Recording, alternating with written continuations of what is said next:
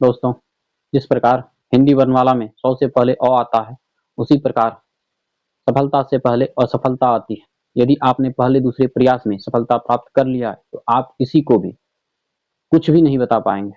और वहीं यदि आपने कई असफलताओं के बाद सफलता पाई है, तो फिर आपके पास जो अनुभव होगा, वह किसी दूसरे के पास में नहीं होगा। आप उस अनुभव से सैकड़ों, हज़ारों सफल लोग बना सकते हैं, हज़ारों लोगों को सफल बना सकते हैं। इसी के लिए दोस्तों, मैं चाहता हूँ कि जो ज्ञान मुझे 35 वर्ष की उम्र में मिला, जो चीज़ मैंने 35 की उम्र में सोचना शुरू किया, सीखना शुरू किया, उसे आप 18 वर्ष की उम्र में सोचना शुरू करें, 20 वर्ष की उम्र में सोचना शुरू करें। अपना समय बर्बाद ना करें, इधर-उधर में व्यर्थ ना गवाएँ। यदि आपकी उम्र 18, 19, 20 वर्ष हो रही है, तो सबसे पहले आप अपना एक टारगेट बनाएँ। वह टारगेट किसी भी प्रकार का हो सकता है, किसी भी जॉब का हो सकता है। आप किसी दूसरे के साथ में, ऐसे लोगों के साथ में ना रहें जो आपके टारगेट के बीच में रोड़ा पड़ता हो।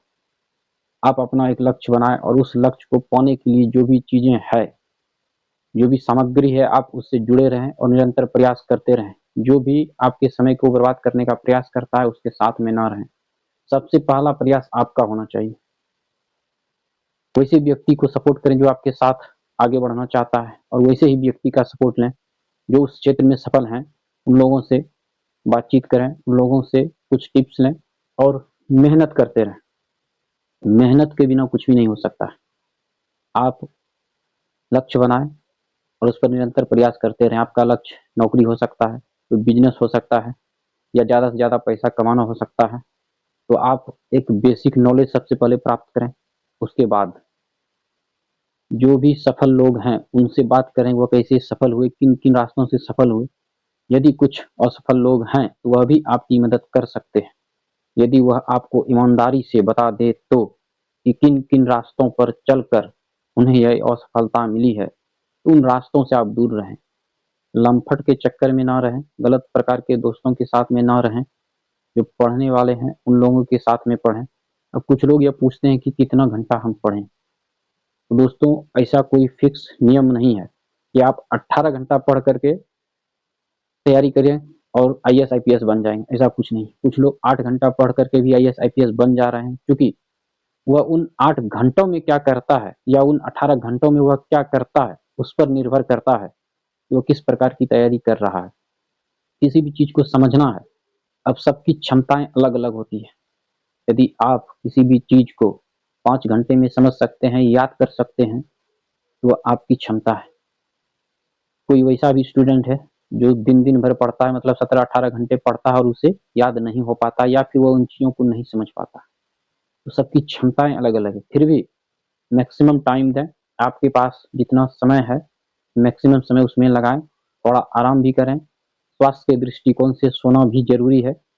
6 से 8 घंटे की नींद लेना ज़रूरी है, किंतु यदि आप विद्यार्थी हैं और आप जिस उम्र में हैं, यदि आप अच्छे से नींद लेते हैं, तो 4 से 6 घंटा काफ़ी है। आप 8 घंटा भी नींद लेते हैं, तो बाकी के समय में आप मैक्सिमम समय पढ़ने पर ध्यान दें। मैंने 2009 में ग्रेजुएशन किया था, उसमें एक लड़का था, बीबीए कर रहा था। वह कॉलेज के टाइम के अलावा मात्र 1-2 घंटे ही पढ़ता था, और उसका हमेशा 70%, 75%, 80%, कभी 86, 90, इस तरह से उसका रिज़ल्ट आता था। कुछ लड़कों ने कहा, "भाई तुम पढ़ते नहीं हो तो इतना नंबर आ जाता है, इतना परसेंटेज आ जाता है। यदि तुम थोड़ा-सा और मेहनत करो, तो तुम्हारा हमेशा 90, 95 आए।" तो उसने मुस्कुराते हुए कहा, "भाई मैं जो भी करता हूँ, दिल से करता हूँ। खेलता हूँ तो दिल से खेलता हूँ, पढ़ाई करता हूँ तो जितना देर पढ़ता हूँ, समझो जो मैंने पढ़ा वो मुझे याद हो गया। 1-2 बार यदि मैंने उस चीज़ को पढ़ लिया तो याद आ गया। अब कोई है उसे 10 बार पढ़ता है, रट्टा मारता है, क्या फ़र्क पड़ता है? तुम 18 घंटे पढ़ो, हम 8 घंटा पढ़ते हैं।" तो सबकी क्षमताएँ अलग-अलग होती हैं। वह कॉलेज के टाइम के अलावा जो 1-2 घंटे स्टडी करता था, उसके अलावा वो पढ़ता ही नहीं था। लेकिन वह उसी 3 घंटे में, हमारे हिसाब से यदि हम 6 घंटा उसके अलावा टाइम देते थे, तो उसकी वो बराबरी नहीं कर पाता था जो वो 2 घंटा, 2 ढाई घंटा पढ़ता था। तो सबकी क्षमताएँ अलग-अलग हैं, इसलिए अपनी क्षमता को देखिए और अपनी क्षमता के अनुसार स्टडी करते रहिए। सेल्फ स्टडी बहुत ही ज़्यादा ज़रूरी है, वही आपके काम में आएगी, बाकी फिर दूसरी चीज़ काम नहीं आएगी। स्कूल कॉलेज के अलावा जो आप सेल्फ स्टडी करते हैं वो बहुत मायने रखती है। सफलता के लिए सबसे ज़्यादा जो अहम भूमिका निभाता है वह है आपका सेल्फ स्टडी। और सप्ते में खुद से भी उसका एनालिसिस करें, एग्जाम खुद से एक सेट बनाएं और उस पर तैयारी करें, उसका एग्जाम खुद से दें। तो यदि आप कहीं ट्यूशन कोचिंग पढ़ते हैं तो वहाँ तो टेस्ट की सुविधा होगी, यदि नहीं है तो सारे स्टूडेंट मिल करके बोलें कि सप्ताह में एक दिन टेस्ट लिया जाए, महीने में एक दिन टेस्ट लिया जाए, ताकि आपको अपनी क्षमता के अनुसार या फिर आपको अपना क्षमता पता चल सके कि आप कितना परसेंट ला सकते हैं। दोस्तों बहुत ज़्यादा मैं नहीं कहूँगा। अपने जिस उम्र में आप हैं, मैट्रिक इंटर यदि आप पास कर लिए हैं और उस एज ग्रुप में आते हैं, तो सबसे पहले आप समय बर्बाद ना करें और तैयारी करें, मेहनत करें।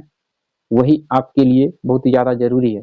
वरना जो समझदारी आप 30-35 में आकर के लेंगे, वो फिर कोई काम नहीं आ पाएगी आपके, उतने काम नहीं आ पाएगी। और यदि इन सारी चीज़ों को आप 18, 19, 20, 25 की उम्र में समझ लेते हैं, तो फिर आपको सफल होने से कोई नहीं रोक सकता है और आप एक अच्छा गाइड भी बन सकते हैं।